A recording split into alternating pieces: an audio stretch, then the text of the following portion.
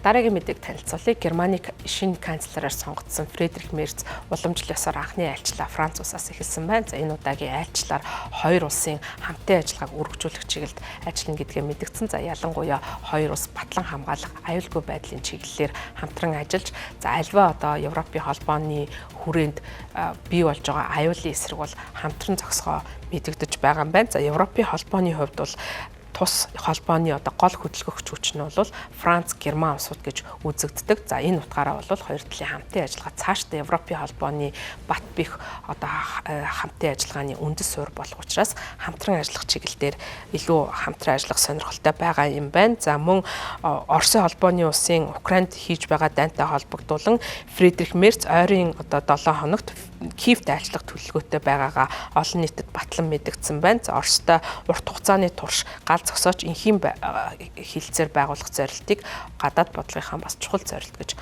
онцолсон байна. За мөн Герман, Франц улсын хувьд бол Украины хямралыг зохицуулахтай холбоотой тэнд цэргээ байрлуулах ийм асуудлыг ярьж байгаа. За инхийн гэрээ байгуулсны дараа бол Украинд аюулгүй байдлын баталгаа өгнө гэж Мерц мэдгдсэн байна. Фридрих Мерц мөн одоо цаашдаа энэ одоо аюулгүй байдлын баталгааг илүү баталгаажуулахын тулд Америкийн нэгдсэн улсаас илүү одоо найдвартай аюулгүй байдлын баталгаа авах шаардлагатай гэж үзэж байгаагаа ч гэсэн мэдгдсэн байна. За алсын тусгалтай Таврус буужингуудыг Украин руу илгээх асуудлыг Францын ерөнхийлөгчөөс сэтгүүлч тодруулж асуухад бол аль болох энэ талаар бага ярьцгаая. Хоёрдмол одоо тодорхойгүй байдал бол украинчуудын хувьд хамгийн сайн зүйл гэж хариулсан байна. За Германы шинэ канцлер цөмийн засгаас урьдчилан сэргийлэх асуудлаар Европ төвдөх асуудлыг Их Британи, Францтай хэлэлцэхийг хүсэж байгаагаа мэдэгдэж байна. За энэхүү яриа хэлэлцээ нь НАТО дахь Америкийн түвшүүдтэй харилцагад илүү том хөшөөрөг болох боломжтой гэж үзэж байгаа юм байна.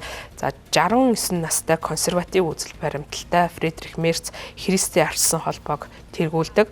За энэ удаагийн айлчлал нь бол түүний канцлераар болсны дараах анхны айлчлал болж байгаа. За мөн бас их сонирхолтой түүхэн үед бол тохиож байгаа. За учир нь гэвэл Германы канцлер дэлхийн 2 дугаар дайнаас хойш Германы канцлер болсон хүмүүсээс анх удаа парламентийн түүнийг одоо батлах санал хураалтаар бол эхний санал хураалтаар олонхын санал аваагүй ийм улс төрийн дээдрэтэй нөхцөл байдлаас бол тухайн айлчлалыг хийж байгаагаараа онцлогтой. Гэхдээ түүний канцлераар ажиллаж байгаа гараа нь бага зэрэг бүтлгүүтлэр эхэлсэн боловч Франц улс бол энэ асуудал дээр төдийлөн анхаарал хандуулахгүй байна. За харин Мерцтэй илүү их хамтран ажиллах бололцоо бий гэсэн ийм ихтгэл найдвартай байгаагаа мэдэгдэж байгаа.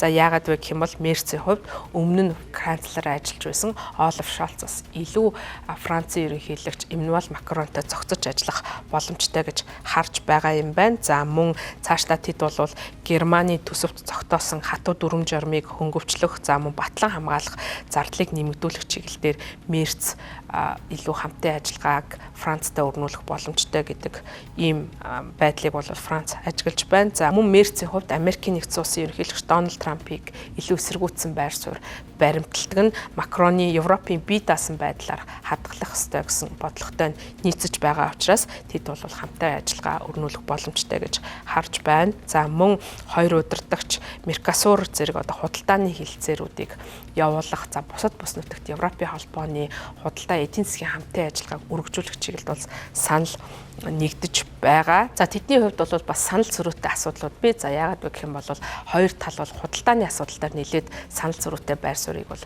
илэрхийлдэг. За Мерцийн хувьд бол Европын холбооны хэрэгжүүлж байгаа худалдаа илүү либерал байх ёстой гэж үздэг бол Макрон Францын явуулж байгаа гадаад худалдааны бодлого илүү протекционист буюу өөрсдийн хорны одоо ашиг сонирхлыг хангасан чиглэл байх ёстой гэдгээрээ санал зөрөлдөг. За ямар ч тач бол Европын холбоог тэргүүлж байгаа хоёр улс орнуудын тэргүүнэрийн хамтын ажиллагаа бол нэлээд амжилттай байдлаар ийхүү эхэлсэн энэ удаагийн айлчлалаас харагдаж байна.